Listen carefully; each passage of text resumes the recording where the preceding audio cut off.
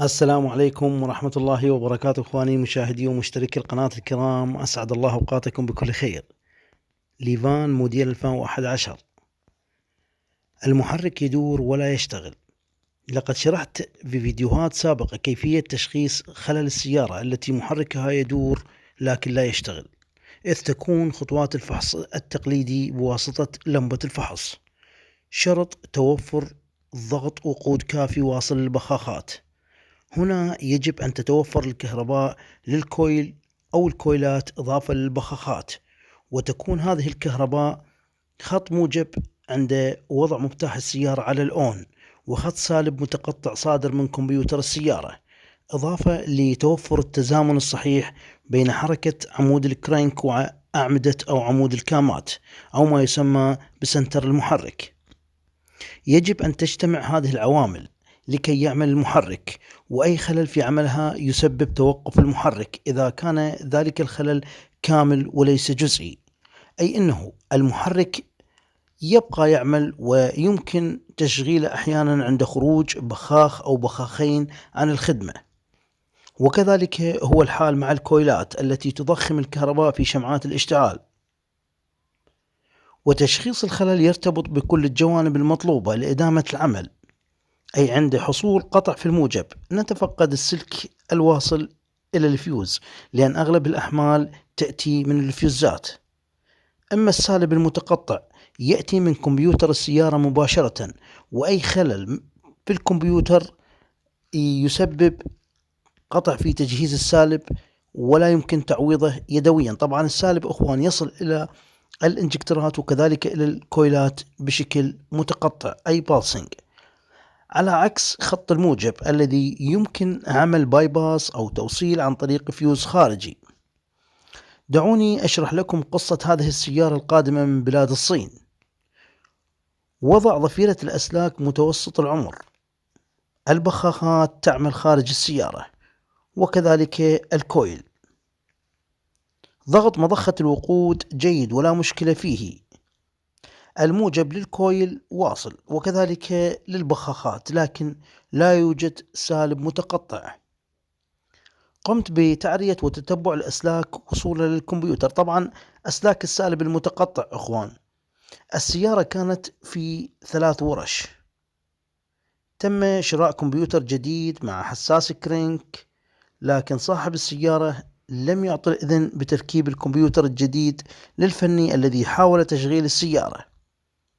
وعندما سألت صاحبها لماذا لم تركب الكمبيوتر الجديد، قال قلت للفني أن سعر الكمبيوتر مع حساس الكرينك تقريبا $160 وغير قابل للإرجاع، هل تضمن لي أن المحرك سيعمل؟ يقول قال لي الفني لا أضمن ذلك ولا أتحمل أي خسارة مادية. ومن خلال قصة صاحب السيارة علمت أنا أنه من أصحاب العضلات ومستعد للمنازلة بأي وقت. ذهبت مباشرة بعد الفحص إلى كمبيوتر السيارة القديم.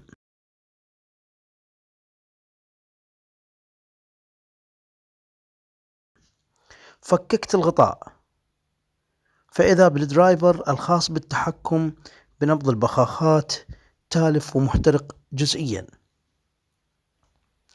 هنا أصبحت مسألة استبدال الكمبيوتر المحترق بالجديد مجازفة. يخسر طبعا فيها الفني $160 في لحظات إن لم يكن متأكد من أي شورت أو تماس في الأسلاك، لأن الحال سيتكرر في الكمبيوتر الجديد. دائما إذا كان الكمبيوتر القديم احترق فتوخى الحذر أن تقوم باستبدال كمبيوتر جديد دون فحص ضفيرة الأسلاك. بدأت في نزع ضفيرة المحرك بالكامل، فهي غير معقدة ولم يستغرق العمل سوى دقائق معدودة. تابعت الأسلاك وتمت عزل وتغطية العارية منها كما تلاحظون أخوان. هذا حساس النقر أو النوك سنسر. في مثل هكذا حالات ترتيب وضع الضفيرة مهم جدا سواء وجدت قطع أو حرق. أكملت عمل الضفيرة، والمفاجأة أنه لا يوجد أي شورت أو تماس أو قطع في الأسلاك. إذن كيف احترق الكمبيوتر؟ أن حل لغز هذه الأحجية يتمثل في خطوات الفحص الخاطئ، لكن ربما لن يحترق الدرايفر داخل الكمبيوتر، سواء كان الدرايفر ترانزستور أو ثايرستور أو كنترولر مدمج، ما لم يحصل على شحنة مغايرة لوقت يفوق قوة التحمل لأشباه الموصلات. ببسيط العبارة، ربما يتحمل المتحكم شحنة مغايرة لتلك التي يقوم بتوليدها أو تجزئتها لفترة لحظية، سواء كانت متعمدة أو خاطئة أثناء الفحص، لكن الدرايفر سيتلف تماما ويحترق في حال تم إعطاء شحنة مغايرة لوقت أطول أدى إلى سخونة القطعة الإلكترونية، بالتالي يحصل الحرق، وهو تماما ما حصل في فحص هذه السيارة في أحد الورش، إذ قام الفني بإعطاء شحنة موجبة لطرف التقطيع السالب في فيشة البخاخ، لا أعرف لجهل منه أو لخطأ أو نسيان ربما في الفحص، أو لتعطل لمبة الفحص البدائية التي نستخدمها في الورش، خصوصا إذا كانت رديئة من ناحية التثبيت، أو استخدام لمبة عالية المقاومة في الفحص.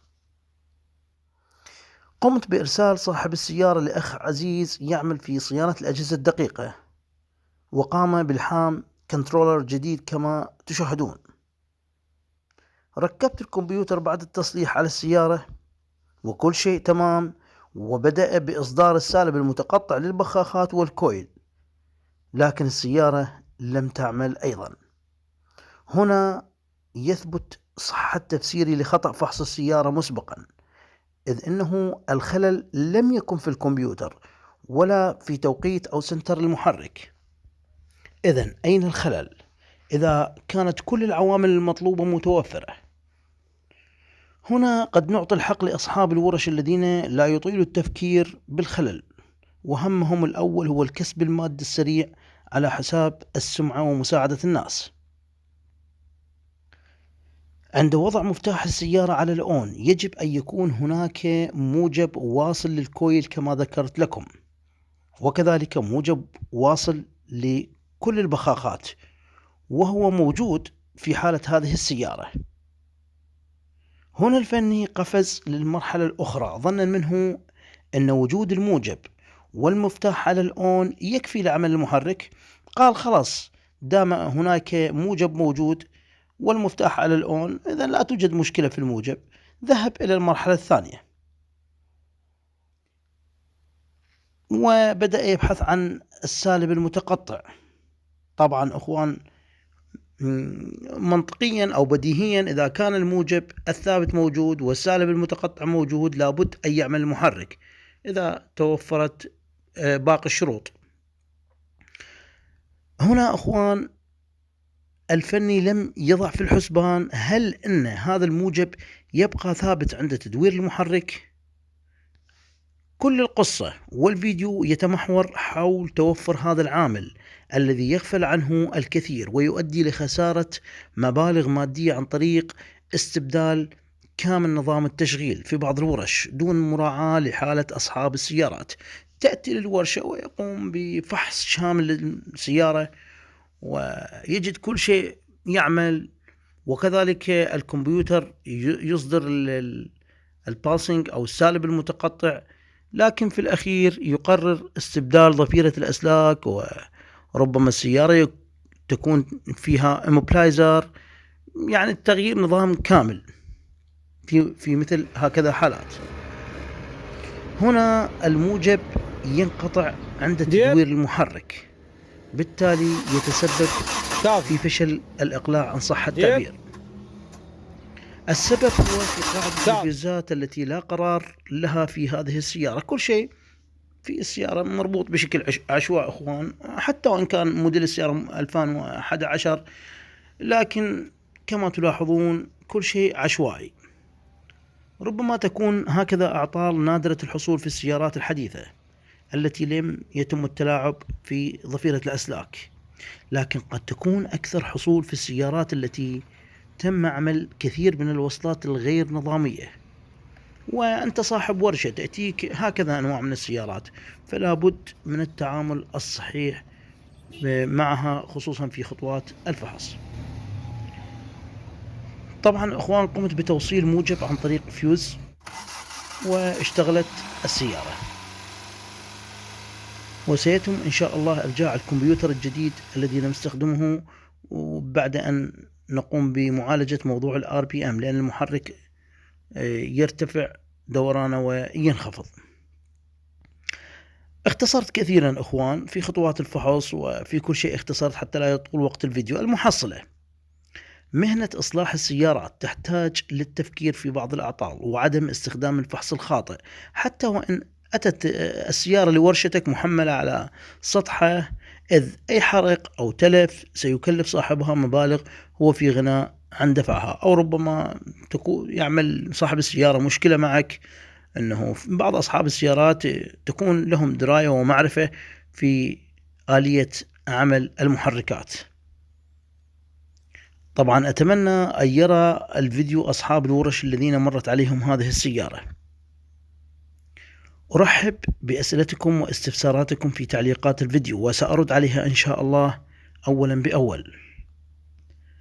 أسأل الله سبحانه وتعالى أن يبارك لكم في جميع أيامكم، وأن يجعلها شاهدا لكم لا عليكم، وأن يمتعنا وإياكم براحة البال وصلاحة الحال وقبول الأعمال. لا تنسوني ووالدي من صالح دعائكم، والسلام عليكم ورحمة الله وبركاته.